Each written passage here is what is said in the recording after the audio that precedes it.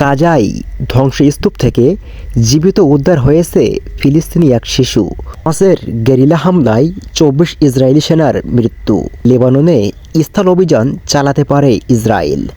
খারকিবে রাশিয়ার 300 ক্ষেপণাস্ত্র দিয়ে হামলা চালানো হয়। মন্ত্রী নওয়াজ শরীফ তিনি অর্থনীতিকে আবার চাঙ্গা করার কথা বলে ভোট চাচ্ছেন।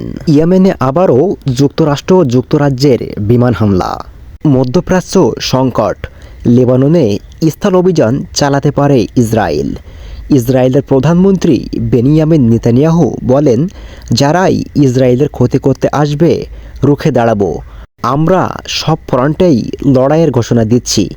গাজার পাশাপাশি লেবাননেও যুদ্ধ চলবে। একই সিদ্ধান্ত সিরিয়ার ক্ষেত্রেও। কাউকে ছাড় দেওয়া হবে না বলে হুঁশিয়ারি দেন তিনি। পররাষ্ট্রমন্ত্রী হাবিব বলেন, লেবাননকে জোর করে যুদ্ধে ঠেলে দেওয়া হয়েছে। হিজবুল্লাহ হামাসের মতো নয়, সক্ষমতায় অনেক বেশি। ইসরায়েল যদি লেবাননের ভূখণ্ডে আরও একটি যুদ্ধক্ষেত্রে পরিণত করতে চায় তাহলে সেটা ছেলে খেলা নয়। এই সংঘাতে ক্ষতি সবার।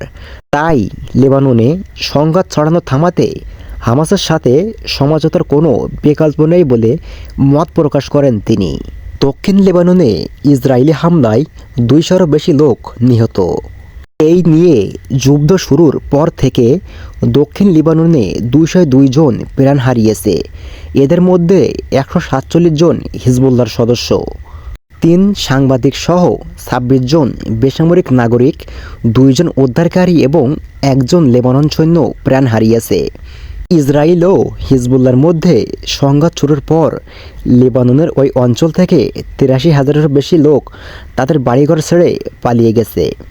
খারকিবে রাশিয়ার ব্যাপক ক্ষেপণাস্ত্র হামলা, নিহত ৪। ইন্টারফ্যাক্ট নিউজ এজেন্সি বলছে, রাশিয়া এ হামলায় খারকিবের কিভস্কি ও সালতিভস্কি জেলায় উল্লেখযোগ্য ক্ষতি হয়েছে। প্রাথমিক তথ্য অনুযায়ী KH-32 এবং S-300 ক্ষেপণাস্ত্র দিয়ে হামলা চালানো হয়। আসন্ন নির্বাচনকে সামনে রেখে পাকিস্তানে নির্বাচনী প্রচারণা শুরু হয়েছে। এতে জোরেশোরে প্রচারণা শুরু করেছে দেশটির সাবেক প্রধানমন্ত্রী নওয়াজ শরীফ। তিনি অর্থনীতিকে আবার চাঙ্গা করার কথা বলে ভোট চাচ্ছেন। নওয়াজের দাবি, যদি পাকিস্তান সুপ্রিম কোর্টের ৫ বিচারকের বেঞ্চ তার বিরুদ্ধে রায় না দিত তাহলে দেশের এই অবস্থা হতো না। আমি এই পরিস্থিতি থেকে দেশকে ঘুরে দাঁড় করাতে পারবো। আমি ক্ষমতা ছাড়ার পর দেশের অর্থনীতি নিয়ন্ত্রণহীন জায়গায় পৌঁছে গেছে। ইয়েমেনে আবারও যুক্তরাষ্ট্র ও যুক্তরাজ্যের বিমান হামলা। এক বিবৃতিতে বলা হয়েছে, লোহিত সাগর দিয়ে বাণিজ্যর অবাধ প্রবাহ রক্ষা করতেই এই হামলা চালানো হয়েছে। দেশ দুটি আরও জানায়, আমাদের লক্ষ্য লোহিত সাগরে উত্তেজনা হ্রাস করা এবং স্থিতিশীলতা পুনরুদ্ধার করা। হুতি নেতৃত্বদের প্রতি আমাদের সতর্কতা পুনর্ব্যক্ত করি।